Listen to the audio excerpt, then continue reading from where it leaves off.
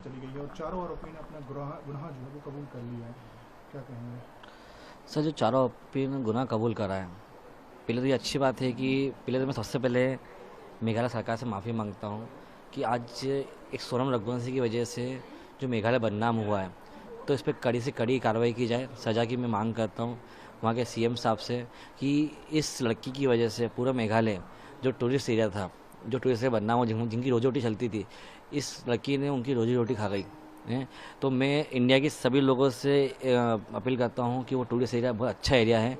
जिस तरह से वहाँ की सरकार ने 17 दिन के अंदर केस को सॉल्व कर दिया। इंदौर से 2300 किलोमीटर दूर है, इतनी दूर के केस को भी इन्हें सरकार ने जिस तरह से सॉल्व करा है, तो मैं वहाँ के सरकार का बहुत बहुत धन्यवाद देता हूँ कि जिस केस में उन्होंने दिल से मेहनत करी है। ये बहुत बड़ी बात है कि मिसिंग तो दुनिया में बहुत लोग होते हैं, लेकिन इस केस में जो सरकार ने साथ दिया है, तो मैं इंडिया के सभी लोगों से बोलता हूँ कि सबसे अच्छा टूरिज्म एरिया है कि वहाँ की सरकार टूरिस्ट की बहुत कदर करती है और उनका बहुत मान सम्मान करती है। उनके लिए एक बंदा भी गायब हुआ है तो उसके लिए उन्होंने जी जान लगा दिया है, तो मैं बहुत बहुत धन्यवाद देता हूँ।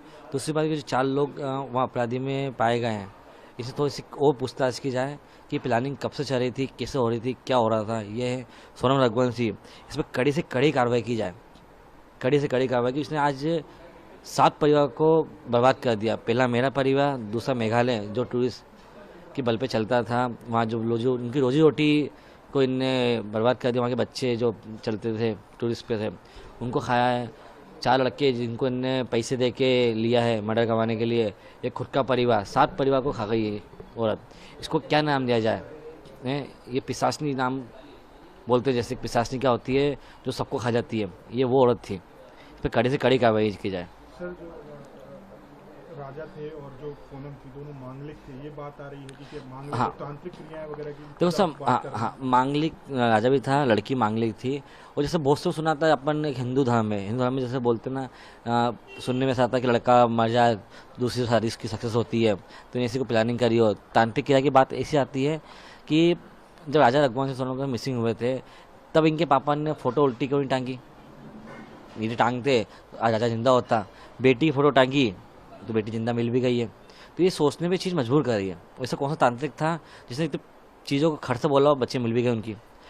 जैसे उनके पापा हमारे घर पे आए थे जब राजा का अंतिम संस्कार हुआ था, उनके पापा से बोलते नहीं माना था, वो ऐसे बैठे रहे पूरे टाइम, उठे नहीं, ना मीडिया से बात कर पाए थे। जब बात उनकी बेटी पे आई तो मीडिया से लड़ लड़ के बात कर रहा है। ये उनमें इतनी ताकत किससे आ गई कि वो तो उनने सोचा होगा कि भाई को, बेटे को, मतलब जो बहू बना था ना बेटा राजा को, उसको मारने था इनको, इन सबकी प्लानिंग थी। तो सब पे कार्रवाई की जाए।